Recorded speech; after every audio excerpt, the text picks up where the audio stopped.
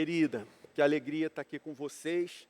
Como Felipe orou ainda há pouco, que o Senhor tenha misericórdia da gente, venha falar profundamente com a gente através da sua maravilhosa palavra. Eu me lembro que quando eu era bem jovem, estudante, os professores insistiam que os alunos deveriam ler, claro, menos gibis, revistas sem muito significado, e deveriam estar totalmente antenados com as notícias, deveriam ler constantemente os jornais, se informar a respeito do noticiário.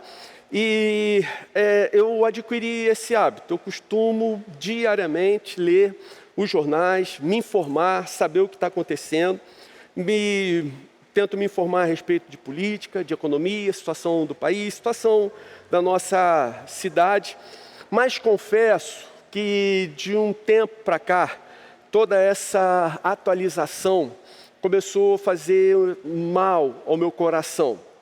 Ver, especialmente agora, nos dias que nós vivemos de pandemia, políticos, autoridades roubando dinheiro da saúde, no momento em que milhares de brasileiros estão sofrendo, milhares de brasileiros estão morrendo. Isso eu acho que foi demais para o meu coração. Quando você dá uma olhada no mundo e vê pessoas corruptas se aproveitando de uma situação de tragédia, de desgraça, para usurparem, para se corromperem, para corromperem. Então, isso traz algumas questões ao nosso coração. Por que isso acontece? Por que Deus permite? Por que, como talvez, se eu estivesse no lugar de Deus, eu penso, eu faria? Por que Deus não manda um raio cair na cabeça dessas pessoas, desses homens perversos, e acaba com isso definitivamente? Por que eles continuam vivendo e aparentemente vivendo de uma maneira até muito confortável, muito tranquila, nunca são condenados, os seus crimes prescrevem, eles usufruem do produto do seu roubo, do produto do seu crime, e paralelamente a isso, nós vemos pessoas justas, boas, pessoas cristãs que amam ao Senhor, passando muita dificuldade. Alguns mal têm dinheiro para comprar os seus remédios. Muitos estão desassistidos diante dessa pandemia. Ontem, diante dessas crises, confesso que ultimamente eu tenho diminuído essa quantidade de informações que eu vinha absorvendo. E ontem Deus me falou muito profundamente numa parábola que eu queria compartilhar com vocês aqui nesse momento.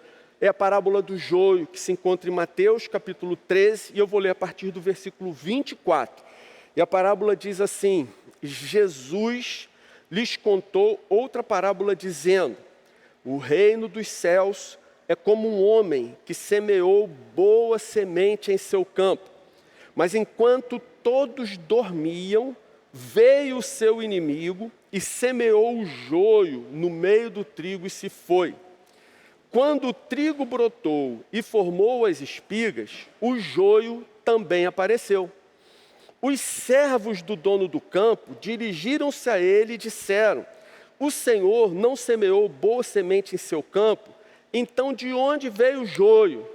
O inimigo fez isso, respondeu ele. Os servos lhe perguntaram: o Senhor quer que o tiremos? Ele respondeu com toda segurança: não, porque ao tirar o joio, vocês poderão arrancar com ele o trigo. Deixem que cresçam juntos até a colheita. Então direi aos encarregados da colheita: juntem primeiro o joio, amarrem-no em feixes para ser queimado. Depois juntem o trigo e guardem-no no meu celeiro. Gente, essa é a parábola.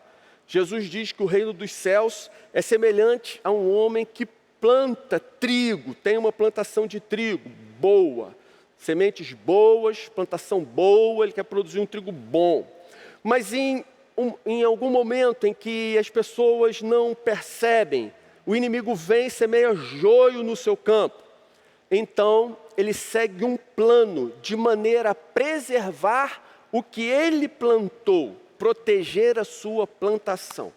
Essa é a ênfase da parábola. A ênfase, o foco, a essência dessa parábola é a estratégia que o semeador usa para salvar a sua colheita e anular a ação do inimigo. Versículo 25 diz: enquanto todos dormiam, veio seu inimigo e semeou o joio no meio do trigo e se foi. Essa era uma técnica usada entre povos inimigos naquele tempo, naquela cultura, naquela ocasião. Depois que a semeadura era feita, o inimigo jogava sementes de alguma erva daninha para prejudicar a cultura ali do seu oponente, do seu adversário. E assim, na parábola, esse inimigo astuto espera até que todos estejam desatentos, durmam, estejam distraídos e sorrateiramente semeia o joio. Interessante que o joio é algo que se parece muito com o trigo. Quando os brotos afloram, não há como saber, talvez algum especialista, muito experiente, mas normalmente não se consegue identificar o que é joio e o que é trigo. Mas o joio, ele não apenas é algo inútil, que vai consumir os nutrientes da terra em detrimento do trigo. O joio as sementes do joio, elas quando moídas, elas se tornam um poderoso veneno. Só quando o grão surge é que dá para perceber a diferença. E aí a gente chega no versículo 26, que diz: quando o trigo brotou e formou espigas, o joio também apareceu. Quando finalmente a espiga veio, deu para ver que tinha joio no meio dele. Ao ver isso, os servos se surpreenderam e disseram: o Senhor não semeou boa semente no seu campo? Então de onde veio o joio? Eles perguntam. Pela parábola dá para perceber que há um bom relacionamento entre servos e patrão. Eles sabem que o patrão usa sementes de boa qualidade. Ele preza pela sua plantação. Ele está cuidando daquilo que ele está gerando. Os servos que conheciam o seu senhor sabiam disso. O patrão, por outro lado, confia nos servos e sabem que eles fazem um bom trabalho. Eles araram devidamente o campo, o adubaram e usaram as sementes apropriadas. Como trabalhadores experientes, os servos sabiam que, eventualmente, algum joio pode surgir no meio da plantação, ou algum passarinho traz a semente, ou o próprio vento pode levar a semente de um lugar para outro. Mas o que eles estão vendo agora é algo absolutamente anormal. A quantidade de joio é grande demais para ter acontecido naturalmente. Então, de onde vem o joio? Eles perguntam. E o patrão responde com absoluta segurança: um inimigo fez isso, diz o Senhor da plantação. Isso é coisa do inimigo. A reação dos servos é automática, provavelmente a mesma que nós teríamos. Ele diz: o Senhor quer que a gente tire esse joio agora mesmo? E o Senhor responde: não, porque se vocês forem arrancar o joio nesse momento, corre o risco de vocês danificarem o trigo. E isso não pode acontecer. Vejam, o patrão prefere conviver com o joio a correr o risco de perder o trigo. Ele prefere conviver com o joio a arriscar de alguma maneira o trigo. O trigo lhe é caro, o trigo lhe é precioso. Então ele prefere suportar o desconforto do joio a colocar o trigo em risco. Depois de falar às multidões por parábolas, Jesus foi para casa. Estando em casa, os seus discípulos lhe pediram, versículo 36, Senhor, explica-nos a parábola do joio no campo. E aí o Senhor começa no versículo 37 a explicar dizendo, aquele que semeou a boa semente é o Filho do Homem. O campo é o mundo. A boa semente são os filhos do reino. Os joios são os filhos do maligno. O inimigo que o semeia é o diabo. A colheita é o fim desta era. E os encarregados das colheitas são os anjos. Essa é uma parábola que não dá margem a interpretações diferentes. Jesus interpretou a própria parábola. Ele disse dentro da parábola o que cada figura significa, cada figura representa. No versículo 40 ele diz, assim como o joio é colhido e queimado no fogo, assim também acontecerá no fim desta era. O Filho do Homem enviará os seus anjos, e eles tirarão do seu reino tudo que faz tropeçar, e todos os que praticam o mal, eles os lançarão na fornalha ardente, onde haverá choro e ranger de dentes. Então os justos brilharão como o sol no reino de meu Pai.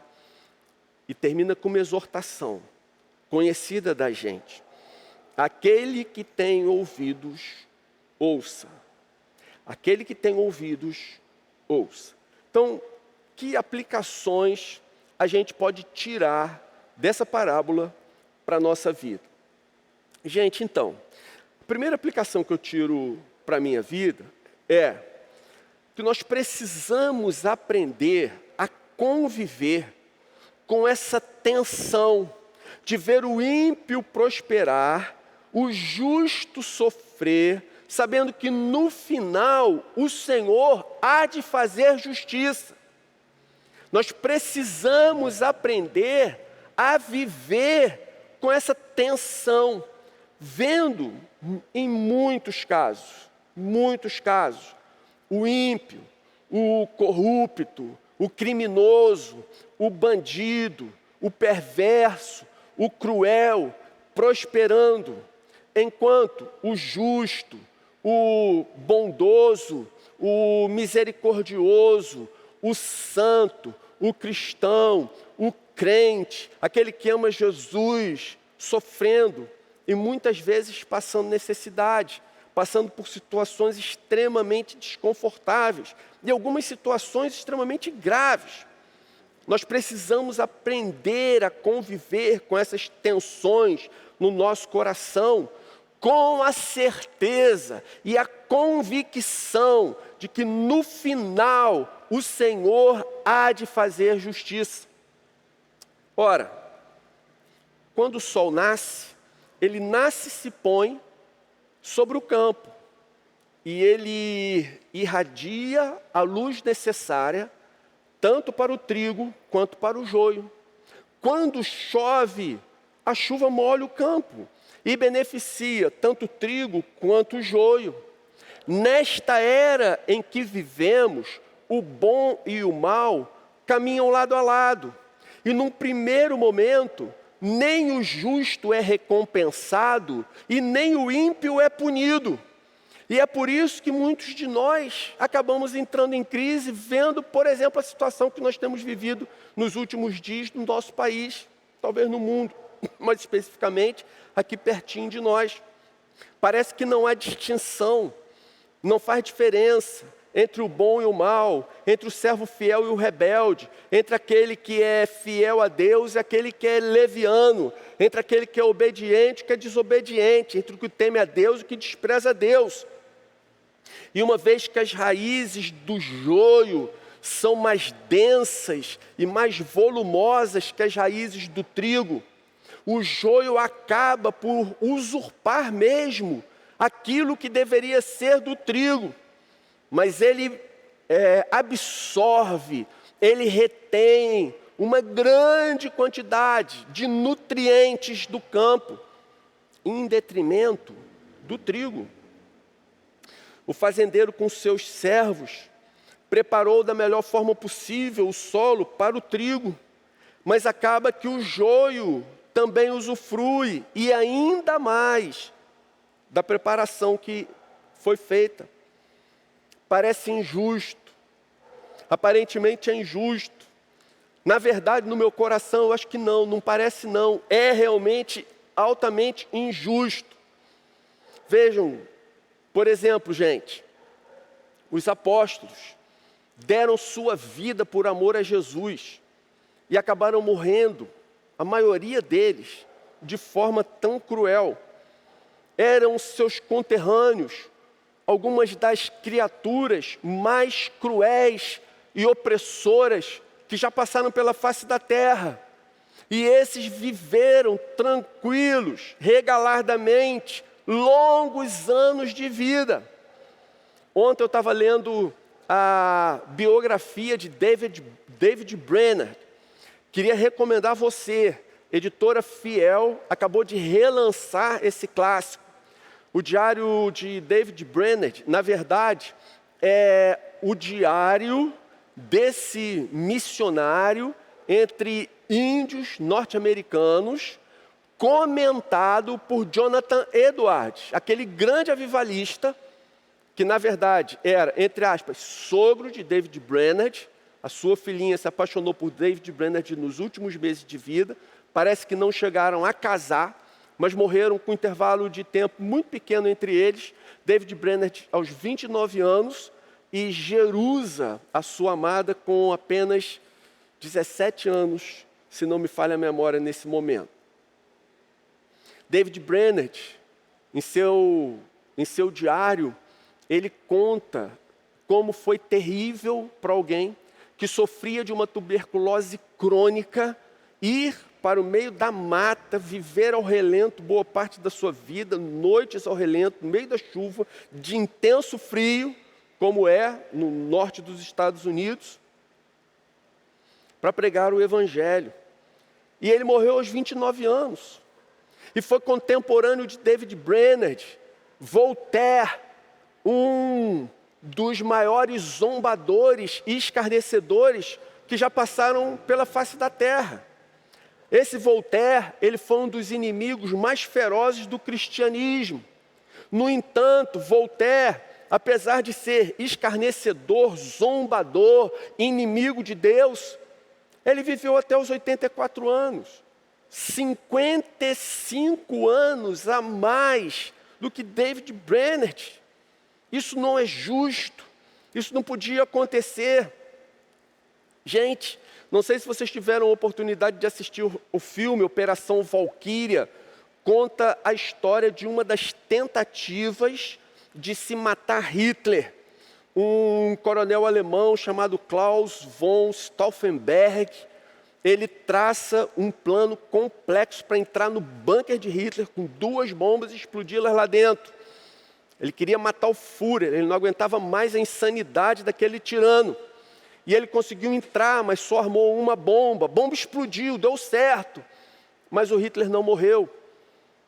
Se as 2 bombas tivessem explodido, provavelmente Hitler não teria ceifado milhões de vidas que foram ceifadas. Além da Operação Valquíria, Hitler sofreu outras 14 tentativas de assassinato. Todas foram frustradas. Ninguém conseguiu matar o ditador, o tirano, aquele homem que parecia mais um possuído de Satanás, o Satanás encarnado, do que propriamente uma pessoa. Aquilo ali não foi gente. Nós lemos, por outro lado, a história de Luther King. Luther King, pastor, cristão, zeloso, dedicado às causas sociais, em especial a toda aquela movimentação para que nos Estados Unidos houvesse igualdade de direito entre negros e brancos. Na live que foi feita quarta-feira, eu entrevistei o pastor João Correia, o Jay Correia, e ele explicou que nos Estados Unidos, ao contrário do que aconteceu no Brasil, quando a abolição foi decretada, lá naquele país do norte, entrou em paralelo no Congresso e foi aprovada uma lei que fazia com que houvesse essa separação entre negros e brancos. E os negros não tinham uma série de direitos que os brancos gozavam. Deram a liberdade aos escravos, mas eles eram tratados como cidadãos de segunda classe. Luther King se empenhou nessa luta, deu a sua vida por ela, por esse movimento.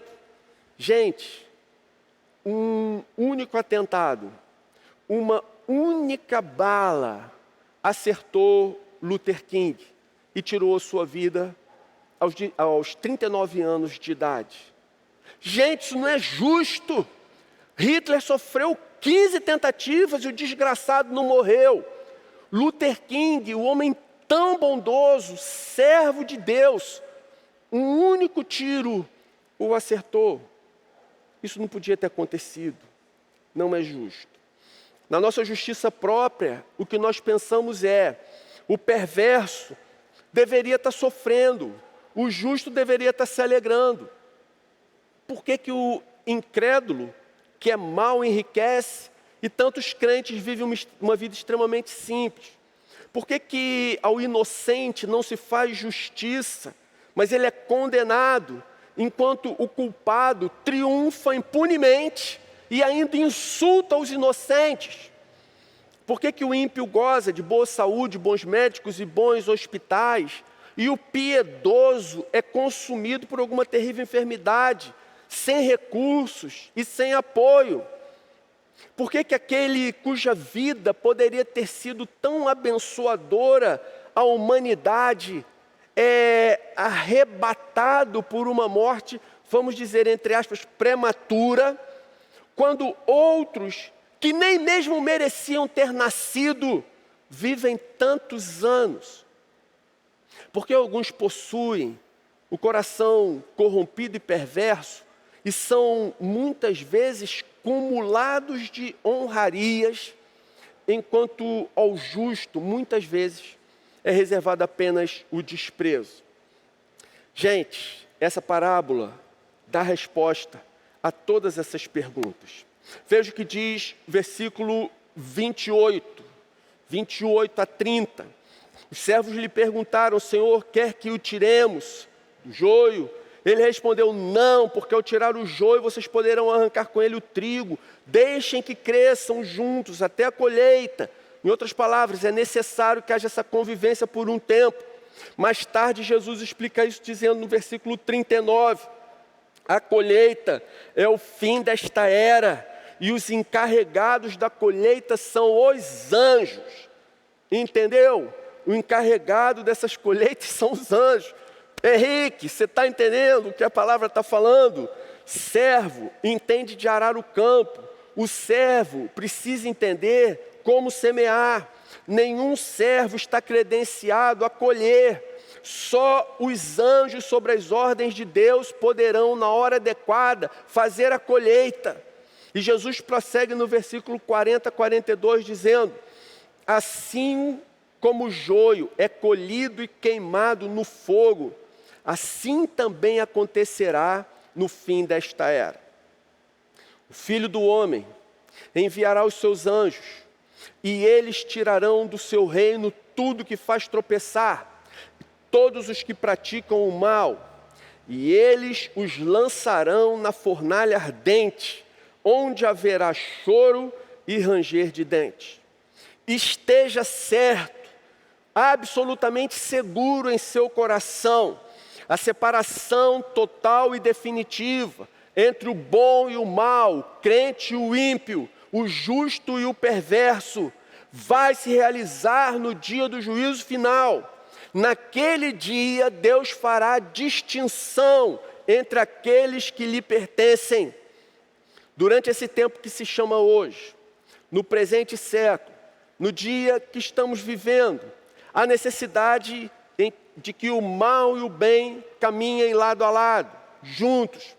Mas esta era está com os dias contados, o seu fim está próximo.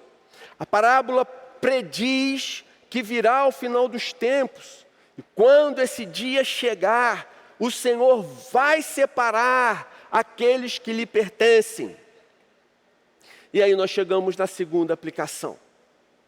A segunda aplicação diz assim: persevere no caminho da justiça, pois certamente você será recompensado.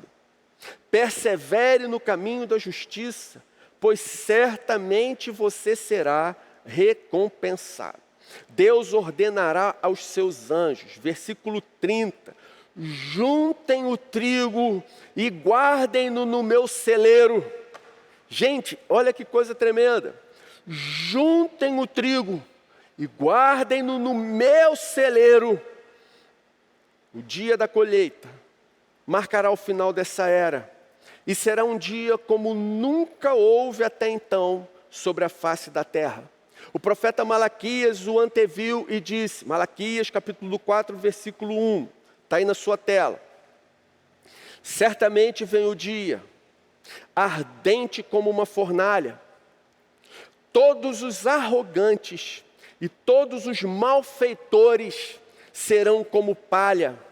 E aquele dia que está chegando, ateará fogo neles. Assim diz o Senhor dos Exércitos. Não sobrará raiz ou galho algum. Da mesma forma, o apóstolo Pedro registrou, 2 de Pedro, capítulo 3, versículo 10.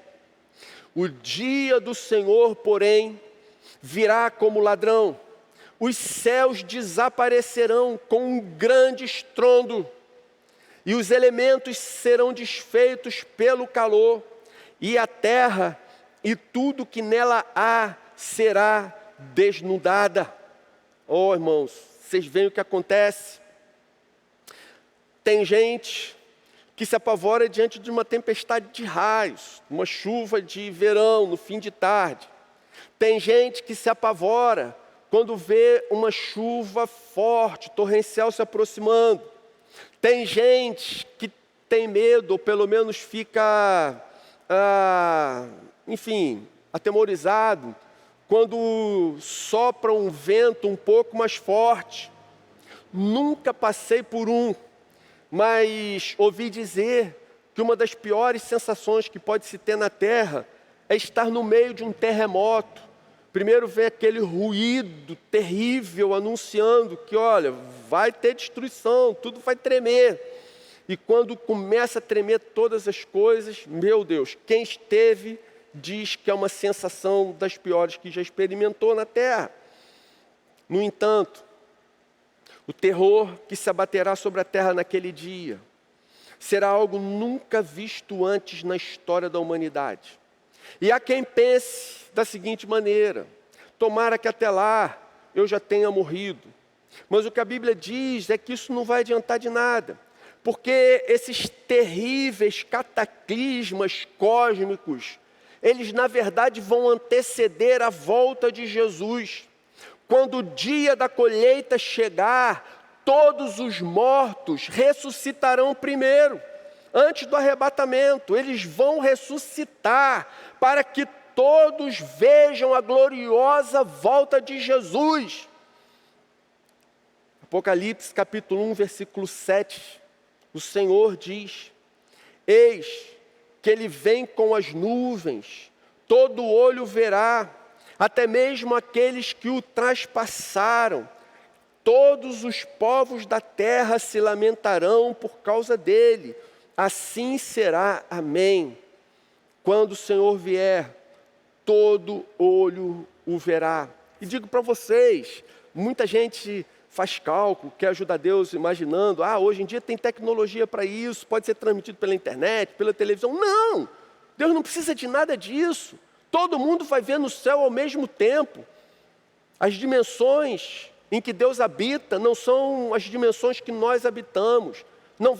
Deus não vai precisar de radiodifusão, Deus não vai precisar de transmissão da web, de live ou story do Instagram para que as pessoas o vejam. Simplesmente os céus vão se abrir, o cosmos será abalado e todo olho ao mesmo tempo o verá, vindo sobre as nuvens, com poder e com toda a glória. Os céus se desfarão em braço. Quando tudo isso estiver acontecendo, quando esse dia chegar, não haverá nada mais importante para nós do que ouvirmos a ordem de Jesus, que Ele dará aos anjos. Juntem o trigo e guardem no meu celeiro. Tudo vai estar desabando. Maior terror que já aconteceu em toda a história da humanidade. E aí, nesse momento, vem a ordem do Senhor. Aqueles que são meus, que receberam o meu selo, anjos, peguem eles, guardem, protejam, livrem eles da ira do Todo-Poderoso. No momento em que o universo estiver se desfazendo, não haverá melhor notícia do que aqueles que foram transformados por Cristo estarão seguros nos seus celeiros de amor. E nesse momento, eles vão constatar esse fato. Valeu a pena. Não, valeu a pena não. Não poderia ter feito escolha melhor, decisão melhor, ter vivido de maneira melhor do que ter me mantido fiel a Jesus, ter permanecido fiel às Escrituras Sagradas e à sua palavra. Quando isso acontecer, Mateus 13:43, Jesus diz: então, quando chegar esse dia, os justos brilharão como o sol no reino do meu Pai. E a gente chega na terceira aplicação. E a terceira aplicação é: realize um autoexame. Realize um autoexame. Afinal, eu sou trigo ou sou joio? Você no seu coração se considera trigo ou joio? À primeira vista pode parecer que a parábola afirma que há dois tipos de indivíduos no mundo. Há um indivíduo bom, há um indivíduo mau. Os bons serão sempre bons e os maus serão sempre maus. Ora, isso não é verdade. Não pense que você já é trigo e se acomode por isso. Também não pense, não considere que você é joio e se desespere por isso. Não. No versículo 44, no versículo 24, Jesus diz: o reino dos céus é como um homem, e ele vem com a sua descrição. E na verdade o capítulo 13 são diversas parábolas em que Jesus ensina sobre o reino dos céus. Mas onde é o reino dos céus? Aonde ele está? Aonde se localiza? Então, esse é um mistério, Paulo explica. Romanos, capítulo 14, versículo 17, a explicação de Paulo. O reino de Deus não é comida nem bebida, mas é justiça, paz e alegria no Espírito Santo. O reino de Deus não é um lugar geográfico, mas é um modo de Deus governar. É algo que sempre existiu, mas a sua plenitude ainda está no futuro. Assim, na parábola, trigo e joio não são propriamente pessoas, mas são posições assumidas diante do Evangelho. O trigo são aqueles que ouvem o Evangelho, reconhecem o seu pecado, se arrependem e fazem de Jesus o Senhor e Salvador de suas vidas. E o joio? Os joios são aqueles que desprezam a palavra. Não são apenas os ateus convictos, os ateus honestos, os ateus assumidos, mas são também aqueles que podem se declarar cristãos, fazer parte do rol formal de alguma igreja, contudo, que não deixou que Deus tivesse relevância na sua vida. E esse é um tipo extremamente nocivo de ateísmo e impiedade. A figura do trigo e do joio representa aqueles que foram transformados por Cristo e os que não foram. Mas o dia chegará em que todos os homens serão de fato tratados como o trigo e o joio dessa parábola. Então faça um autoexame, assegure-se no seu coração de que efetivamente você se rendeu a Cristo. Deus é algo relevante para você, como a parábola da grande pérola. Você até no passado podia estar à procura de boas coisas. Você nunca teve uma vida leviana, nunca teve uma vida depravada, nunca teve uma vida, enfim, de libertinagem ou qualquer coisa nesse sentido.